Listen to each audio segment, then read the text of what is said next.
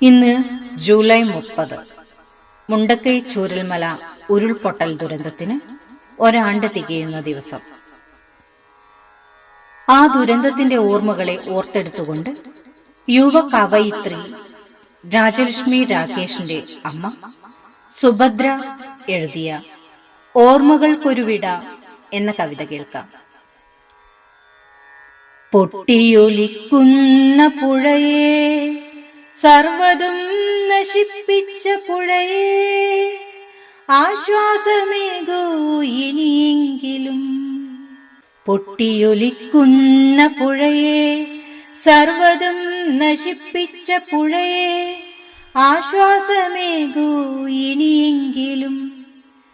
സർവതും നീ കവർന്നെടുത്തതറിയാതെ, എല്ലാം നഷ്ടമായതറിയാതെ പോയി, എല്ലാം നഷ്ടമായതറിയാതെ പോയി.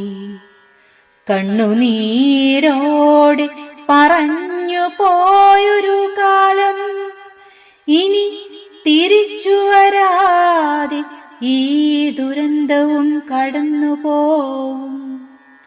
ഇനി തിരിച്ചു വരാതെ ഈ ദുരന്തവും കടന്നുപോകും. സ്വപ്നങ്ങൾ എത്ര തകർന്നുപോയി,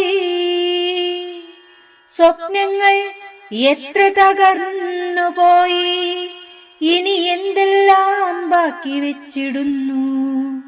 അതിനപ്പുറം ഈ ജീവിതയാത്രയിൽ ഇനി നാം എത്ര സഞ്ചരിച്ചു പോകും സോദരരേ. അതിനപ്പുറം ഈ ജീവിതയാത്രയിൽ ഇനി നാം എത്ര സഞ്ചരിച്ചു പോകും സോദരരേ. നന്മയേകൂ, തുണയേകൂ, നന്മയേകൂ, തുണയേകൂ.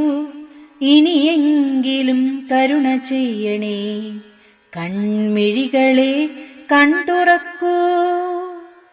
ഇനിയെങ്കിലും കരുണ ചെയ്യണേ, കൺമിഴികളെ കൺതുറക്കൂ. സ്നേഹമേ നീ മിഴി തുറക്കൂ, സ്നേഹമേ നീ മിഴി തുറക്കൂ, സ്നേഹമേ നീ മിഴി തുറക്കൂ.